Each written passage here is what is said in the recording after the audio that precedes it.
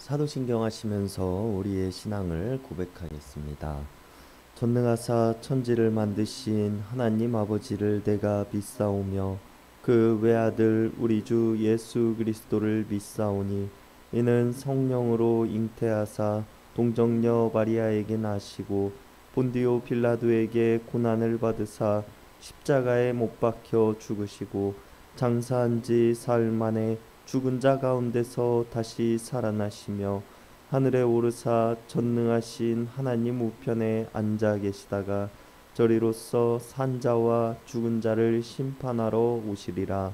성령을 믿사오며 거룩한 공예와 성도가 서로 교통하는 것과 죄를 사하여 주시는 것과 몸이 다시 사는 것과 영원히 사는 것을 믿사옵나이다. 아멘. 우리 다 함께 찬송가 386장, 통합찬송가 439장 부르시겠습니다. 찬송가 386장, 통합찬송가 439장입니다.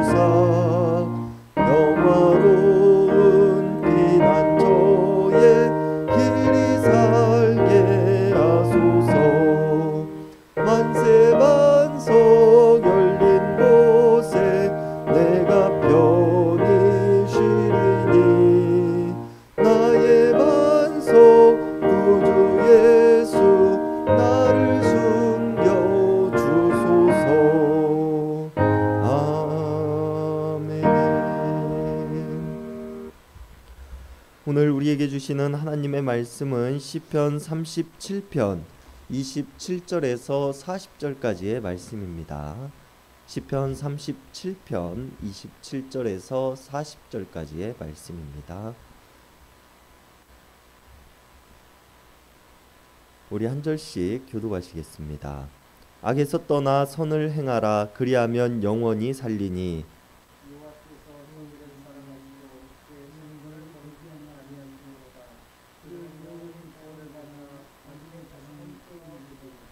의인이 땅을 차지하며 거기서 영원히 살리로다. 그의 마음에는 하나님의 법이 있으니 그의 걸음은 실족함이 없으리로다. 여호와는 그를 악인의 손에 버려두지 아니하시고 재판 때에도 정죄하지 아니하시리로다.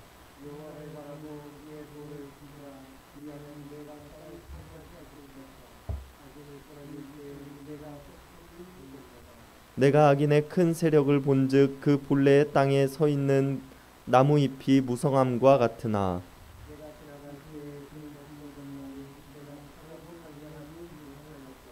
온전한 사람을 살피고 정직한 자를 볼지어다. 모든 화평한 자의 미래는 평안이로다.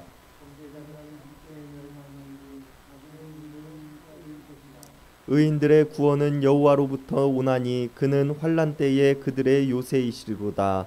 여호와께서 그들을 도와 건지시되 악인들에게서 건져 구원하심은 그를 의지한 까닭이로다. 아멘. 오늘 시편의 시인은 계속해서 악에서 떠나 선을 행하며 살아갈 것에 대해서 촉구합니다. 그리고 이렇게 선을 행하며 살아가는 삶을 추구해야 하는 이유를 27절의 후반절에서 말하고 있습니다. 영원히 살 것이기 때문이라고 밝히고 있는 것이 바로 그것입니다. 그리고 오늘 우리는 시인이 말하고 있는 영원히 사는 것이 무엇인가에 대해 먼저 살펴보아야 합니다. 오늘 시편의 시인이 노래하고 있는 영원히 사는 것이 무엇인가에 대해서는 또 그 바로 뒤 28절의 말씀에서 밝히고 있습니다. 의인들은 영원히 하나님의 보호를 받을 것이며 악인의 자손은 끊어진다고 말하고 있는 것이 바로 그것입니다. 오늘 시편의 시인이 말하고 있는 영원히 사는 것은 영원히 하나님의 보호를 받는 삶, 자손에 이르러서도 그 보호하심이 끊어지지 않는 삶이라는 것을 우리가 알 수 있으며 이것을 위해서 우리는 악에서 떠나 선을 행하며 살아가야 한다고 말하고 있는 것입니다. 그리고 하나님께서 의인을 보호하시며 그들에게 영원한 생명을 허락하시는 이유는 하나님께서는 정의를 사랑하시는 분이시며 하나님의 정의를 위해 살아가는 사람들을 의인이라 부르고 그들을 버리지 않으시는 분이시기 때문입니다. 그리고 우리는 오늘 시인의 노래를 통해서 하나님의 보호하심을 받는 삶, 또 영원히 사는 삶, 의인으로 살아가는 삶이 어떠한 모습인가에 대해서 살펴볼 수 있습니다. 가장 먼저 29절에서 시인은 의인이 이 땅을 차지할 것이며 거기서 영원히 살 것이라고 말합니다. 30절에서는 의인의 입은 지혜로울 것이며 그의 혀는 정의를 말한다고 하며 31절에서는 그의 마음에는 하나님의 법이 있고 그의 걸음에는 실족함이 없다라고 말하고 있습니다. 정의를 사랑하시는 하나님과 같이 의인들의 입에서는 정의로운 말들이 나올 것이며 그 말들이 지혜로울 것이고 그들의 마음에 하나님의 법이 있으니 그들이 실족하지 않을 것이라고 고백하고 있는 것입니다. 우리는 이 모든 것들을 마음에 있는 하나님의 법이라는 문장에 기대서 생각해 보아야 하는데요.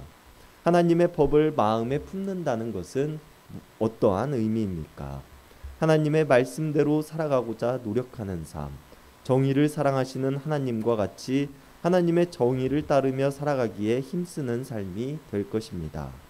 그리고 우리는 하나님의 법을 마음에 품음을 통하여 하나님께서 주시는 지혜와 정의로운 말들을 할 수 있게 되며 하나님의 법을 기억함으로 실족하지 않는 삶을 살아가게 될 것입니다.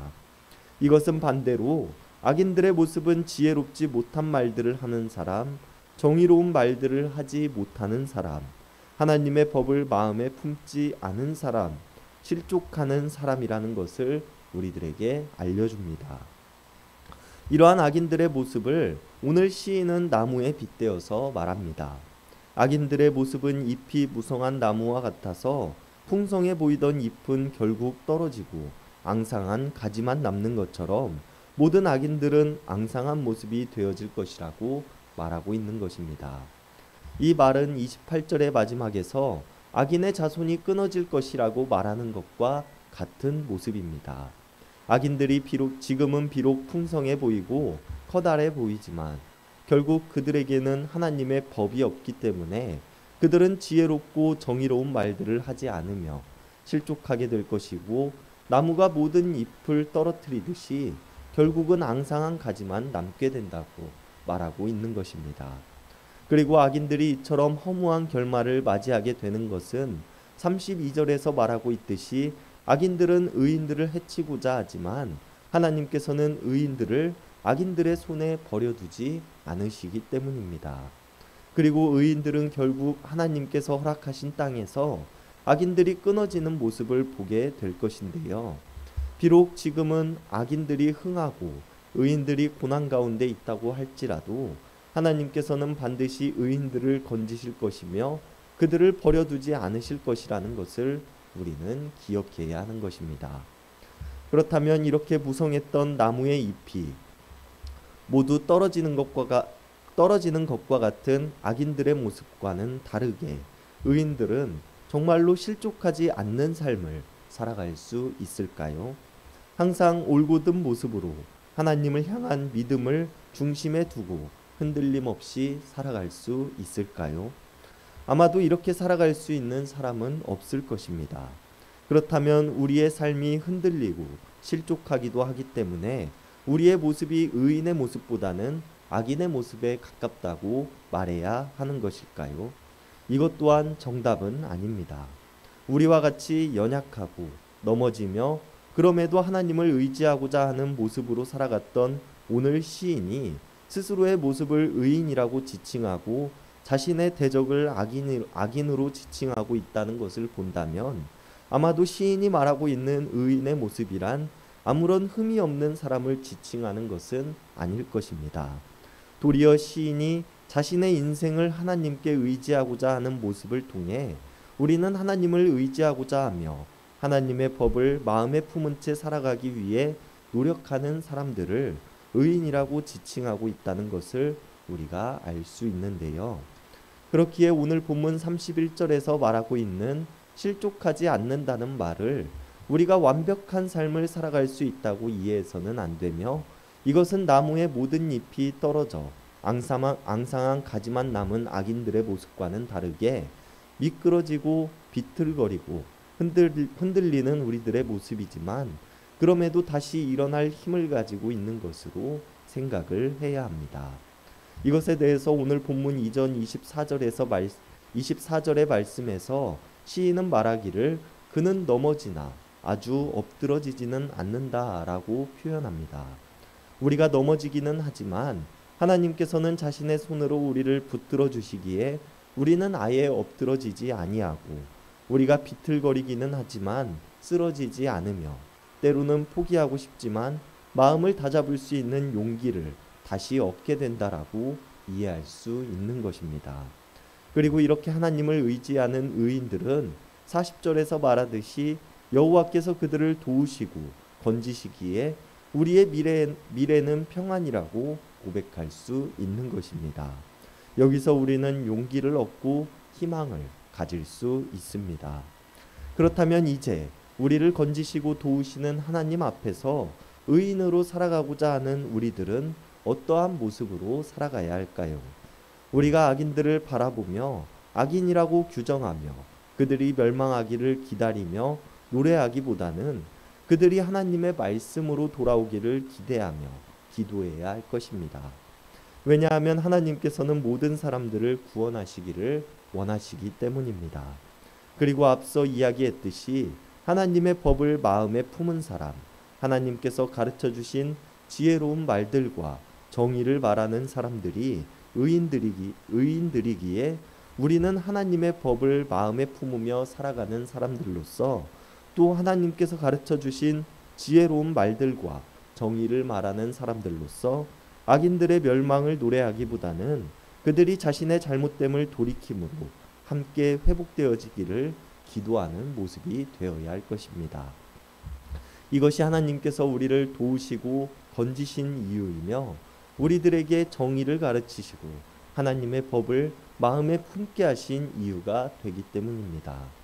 여러분, 악인들은 호시탐탐 기회를 엿보고 자신들의 생각으로 의인들을 저지하고자 합니다. 그러나 우리가 그들에게 대항하기보다는 우리를 건지실 하나님을 마음에 품음으로 악인들을 멸하시고 의인들을 건지실 하나님을 기대하는 마음으로 살아가야 할 것입니다. 그러나 우리들의 마음에는 악인들조차 건지시기 원하시는 하나님의 정의로우신 마음을 간직해야 할 것이며 그 마음을 통하여 모두가 함께 미래를 바라보아야 하고 모두가 함께 하나님께서 주신 평안을 바라보며 살아가야 할 것입니다. 우리가 오늘 말씀을 통하여 우리를 건지시는 하나님을 기억할 수 있기를 바라고 우리의 마음에 하나님의 법을 품음으로 하나님의 정의를 행하며 살아갈 수 있는 우리들 모두가 될 수 있기를 바랍니다. 기도하시겠습니다. 평화의 왕으로 오신 하나님, 하나님의 크신 손이 우리를 건지시고 보호하시니 감사를 드립니다.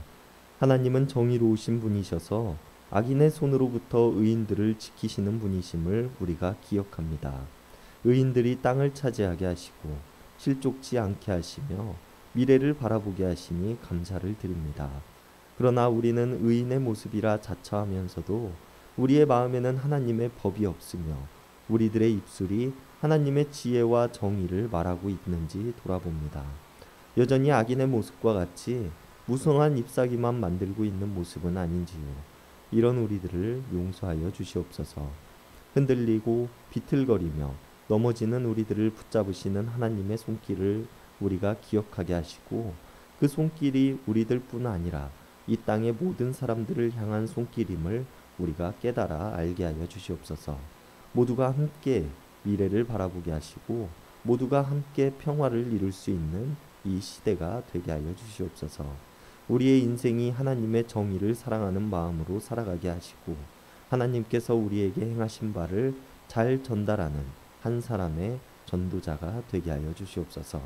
오늘 또 하루 우리를 인도하실 하나님을 기억하며 우리를 구원하신 예수님의 이름 받들어 간절히 기도드렸습니다. 아멘. 이 시간 우리가 우리 개인을 위한 기도, 이웃을 위한 기도, 교회를 위한 기도, 세상을 위한 기도하는 시간 갖도록 하겠습니다.